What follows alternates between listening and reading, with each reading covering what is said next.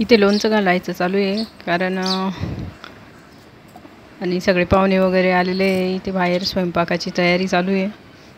जवळपास अर्धा स्वयंपाक तर झालेला होता मी जाईपर्यंत, कारण मी गेली तर उशीर झालेला होता। आमचे सगळे बाबा वगैरे इकडे बसलेले आहे। इकडे स्वयंपाक चालू आहे। अंकिताची घर पुसायची घाई चालू आहे आणि आजी माझी इकडे बसलेली आहे गंमत बघत सगळ्यांची। नमस्कार, श्री स्वामी समर्थ। स्वागत आहे आपल्या सगळ्यांचं उबळ किचन आणि ब्लॉगमध्ये। तर मग ही जी तयारी आहे ती आहे पंगतची। आणि पंगत कशाची म्हणाल तर इथे हनुमान जयंतीचा सप्ताह बसतो, त्याची ही पंगत आहे। चैत्र पौर्णिमेला इथे सप्ताह याची पंगत असते, त्यामुळे मोठी। आणि मग हे जो सप्ताह असतो तिथल्या वारकऱ्यांना टाळकऱ्यांना जेवण वगैरे देण्यात येतं। तर मग सगळ्यांच्या घरी अशी पंगत असते, ज्याला घ्यायची त्यांनी घेतलेली असते, कारण ठरलेला असता दिवस वार त्यांचे दरवर्षीचे। तर माझ्या आईच्या घरी होतं हे 21वे वर्ष पंगतीचं। तर ही पंगत अशी दिवसेंदिवस वाढतच चालली त्यांची। तर इथे होता जवळपास 400-500 लोकांचा स्वयंपाक करायचा। स्वयंपाकात मेनू होता तिखट वरण। ही वरणाची फोडणी चालू आहे, एका बाजूला वरण उकळतं आहे आणि एका बाजूला फोडणी चालू आहे द्यायची। तर खूप कष्टाचं असं काम आहे चुलीजवळ स्वयंपाक करायचं। एका बाजूला चहा पाणी चालू होता द्यायचा सगळ्यांना, कारण एकदा चहा पिला की तरी पण दुसऱ्यांदा लागतो, म्हणून हा दुसऱ्यांदा चहा चालू होता।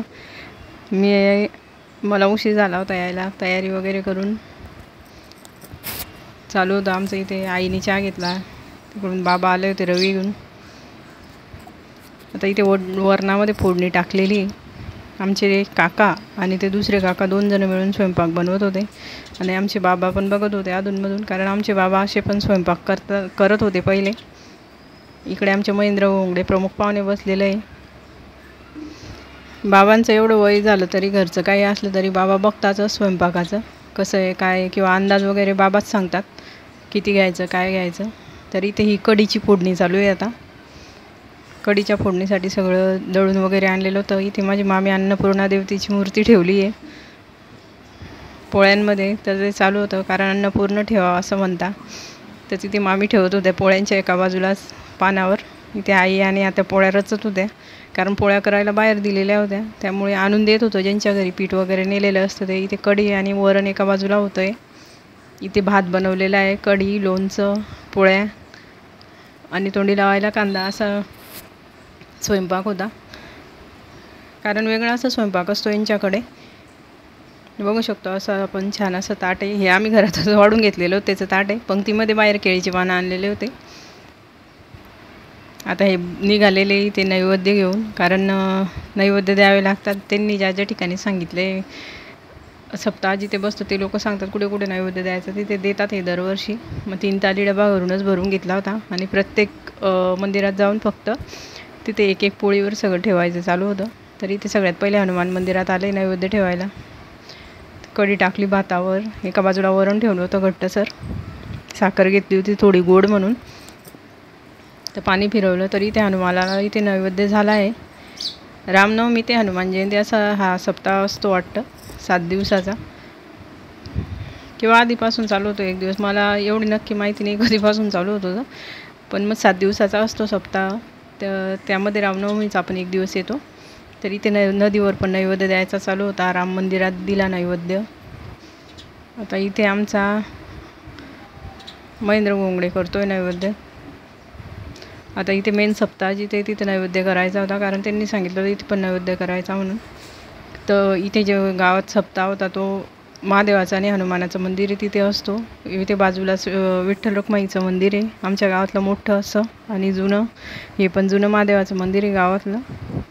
आमच्या भाविकचं चालू होतं, मी पण पाणी फिरवतो म्हणून त्याच्या हातात पण दिलं होतं पाणी फिरवायला। आता विठ्ठल रखुमाईच्या मंदिरात गेलो होतो, खूप सुंदर असं मंदिर आहे आमच्या गावचं पौरचं। तर तिथे सगळे चालले होते नैवेद्य द्यायला। हे गेले होते नैवेद्य करायला, दिलीप, अंकिता, नंतर प्रथम आणि ते काहीतरी घेऊन आले होते विसरले म्हणून।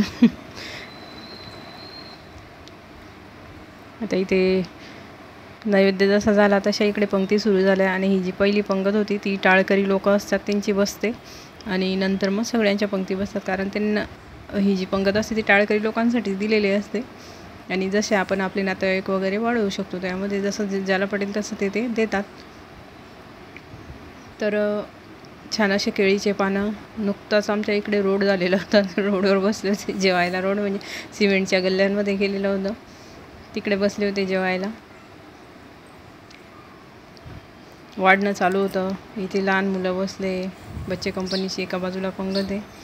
सगळ्यांचं असं इकडे गावाला असलं की सगळे हिळून मिळून करतात आणि सगळे मदतही करतात. त्यामुळे असे कार्यक्रम असले तरी काही वाटत नाही, सगळे करू लागतात. घरचे तर बघतातच, पण बाहेरचेही सगळे करू लागतात. इकडे आमच्या भाविकची तयारी वाढायची. केळीची पानं ठेवले इथे. केळीच्या पानावरच छान वाटतं जेवण करायला, पण आता एवढे मिळत नाही केळीचे पानं, म्हणून प्लास्टिकचा वापर चालू झालेला आहे, प्लास्टिकचे करायचा. द्रोण आणले होते कढीसाठी, कारण कढी द्यायची तर द्रोणमध्ये द्यायची होती कढी.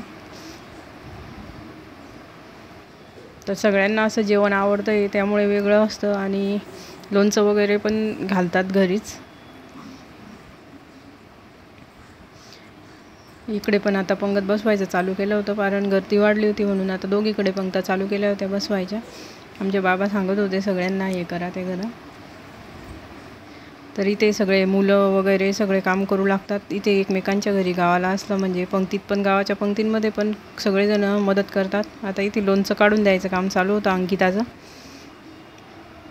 छान असं लोणचं झालेलं होतं, सकाळीच घातलं तरी पण मोरलं होतं मस्त, पाणी वगैरे सुटलं होतं. आता इथे बसले दुसरे पण जेवायला, कारण पंक्तीवर पंक्ती खूप उठल्या आणि मग नंतर आम्ही बसलो होतो जेवायला सगळ्यात शेवटी. जे आले जसे आले तसे बसत गेले. दुपारी 2-2:30पर्यंत सगळं आवरून झालं होतं आमचं इथे. भाविकची चालू वाढायची गडबड, कारण भाविक पण सगळ्यांनाच वाढत होता. छोटीशी बादली दिली होती त्याच्याकडे, त्याच्यातच तो कढी वाढत होता हळूहळू. लहान मुलांनाही खूप हौस असते. आता इथे घरची बाई बसली मेन जेवायला, अंकिता, कारण मला दिलं होतं इथे बुक्का लावायचं काम. जे भागवतवाले लोक आले होते, भागवतवाली जी मंडळी होती भागवत करणारी, काही कीर्तन करणारे वगैरे, त्यांना त्या लेडीजला मी इथे लावलं होतं हळदी कुंकू नाही सॉरी बुक्का लावला होता. कारण ह्या वारकरी संप्रदायाच्या पंक्तीमध्ये बुक्का लावतात वाटतं, आपण लग्नाच्या पंक्तीमध्ये लावतो हळदी कुंकू. आता इथे भाविकचं छान असं वाढत होता सगळ्यांना, सगळे त्याची गंमत बघत होते.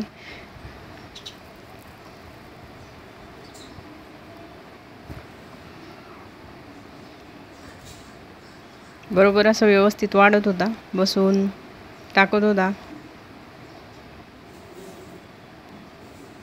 आता इथे लेडीजची दुसरी पंगत बसली होती मोठी, कारण चालूच होत्या पंक्ता. सगळ्यांना गावातले वगैरे घरं वगैरे सांगितलेले असतात, त्यामुळे खूप मोठी अशी पंगत झाली होती. आता इथे घरचा माणूस बसला आहे जेवायला, भाविक, कारण त्यांनी काहीच खाल्लेलं नव्हतं सकाळपासून. आता ही सगळ्यात शेवटची पंगत आमची बसली होती. इथे मी, ताई आता आमच्या, काही बाकी सगळे, माझी मावशी वगैरे, आई, मामी, सगळेच इथे काकू वगैरे सगळे जेवायला बसले होते शेवटच्या पंक्तीत. इथे आम्हाला वाढत होते भाविक आणि महेंद्र. खरंच केळीच्या पानावर एकदम छान वाटत होतं जेवायला. माझी आत्या पण आलेली आहे, आमच्या ताई आत्या म्हणजे माझ्या ननंदबाई, आणि छान असं जेवण झालं. माझे दादा आणि दिलीपचं चालू होतं केळीचे पानंच आणले पाहिजे, कारण दादांना खूप अशी हे असते पंक्तीची उत्सुकता. पानंही तसे आम्ही ठेवून घेतले होते घरी 2-3 दिवस जेवण्यासाठी, कारण आरत्या लागत होत्या. दुसऱ्या दिवशी तर बऱ्याच जणांनी पानं घेऊन गेले होते इथून, केळीच्या पानावर आरत्या लावतात म्हणून. आता इथे जवळपास जेवणं झालेच होते सगळ्यांचे. तर मग इथे शेवटची पंगत घरच्या लोकांची, घरचे मुलं आमचे बसलेले होते जेवायलाही. आमचा खुशाल, बंटी, यश, सगळे जसे घरचे बसले होते जेवायला. हे जे मेन कार्यकर्ते होते आमचे, ते सगळ्यात शेवटच्या पंक्तीला बसले होते जेवायला.